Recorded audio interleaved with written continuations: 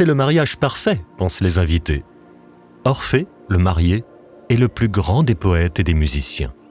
Eurydice, la mariée, une nymphe des forêts. Tout le monde savait que le couple s'aimait profondément. Soudain, Eurydice trébucha et tomba au sol. Mais le temps que Orphée se retourne, elle était déjà morte, et le serpent qui l'avait mordue s'échappait, ondulant dans l'herbe. Après les funérailles d'Eurydice, Orphée, dépassé par un chagrin que même le monde des vivants ne pouvait contenir, prit la décision de s'aventurer dans le monde des morts.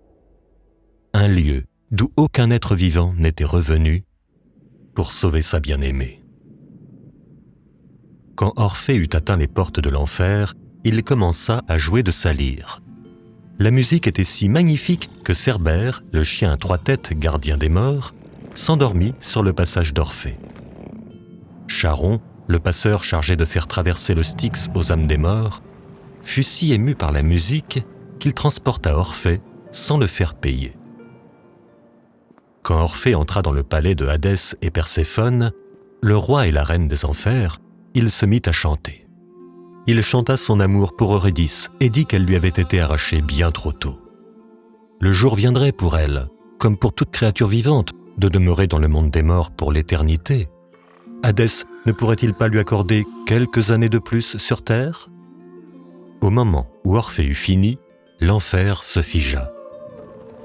Sisyphe ne poussait plus son rocher sur la colline. Tantale ne cherchait plus l'eau qu'il ne pourrait jamais boire. Même les Furies, déesses démoniaques de la vengeance, pleuraient. Hadès et Perséphone accordèrent à Orphée la grâce demandée à une condition. En repartant du monde des morts, il ne devait pas se retourner pour regarder Eurydice marchant derrière lui. S'il le faisait, elle repartirait à jamais pour le monde des morts. Orphée commença à remonter. À chaque pas, il s'inquiétait de plus en plus de savoir si Eurydice le suivait. Il n'entendait rien. Où étaient ces traces de pas ?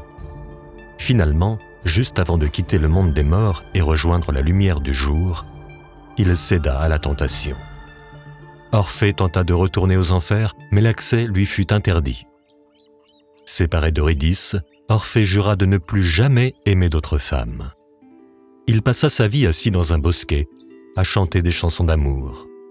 Puis il y eut Ganymède, le très beau garçon que Zeus avait nommé échanson des dieux. Il y eut Myrrha, épouse de son père, qui fut punie pour ça, et Pygmalion, qui sculpta la femme idéale sur de l'ivoire, qui pria Vénus jusqu'à ce qu'elle revive. Il y eut Vénus elle-même, dont le bel Adonis fut tué par un sanglier.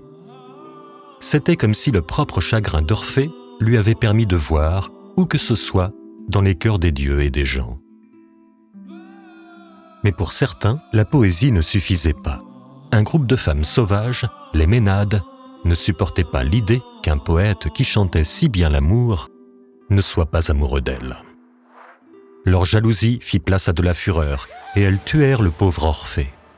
Les oiseaux, chanteurs de la nature, furent en deuil, tout comme les rivières qui chantaient en s'écoulant. Le monde avait perdu 2 grandes âmes. Orphée et Eurydice s'aimaient tellement que quand ils furent séparés, Orphée comprit la douleur et la joie de tous les amoureux, et une nouvelle forme d'art, le poème d'amour, naquit. Alors que le monde pleurait, Orphée trouva la paix et son autre moitié dans le monde des morts. Là-bas, jusqu'à ce jour, il fait des balades avec Eurydice sur les rives du Styx. Parfois, ils se promènent côte à côte. Parfois, elle marche devant, et parfois, il marche devant, et se retourne pour la voir aussi souvent qu'il le veut. Vous avez appris quelque chose avec cette vidéo ? Partagez-la avec des amis. La curiosité est contagieuse.